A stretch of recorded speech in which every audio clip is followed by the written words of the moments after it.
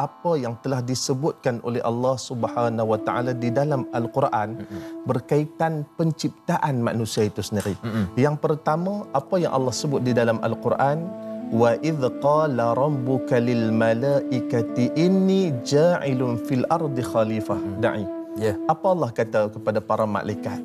Yang mana sesungguhnya aku nak menjadikan di atas muka bumi ini khalifah, iaitu orang yang menguruskan alam, mentadbirkan alam, silih berganti, berpaksi kepada hukum Allah Subhanahu Wa Taala.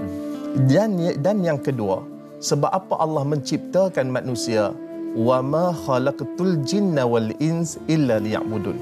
Ada dua makhluk yang Allah cipta.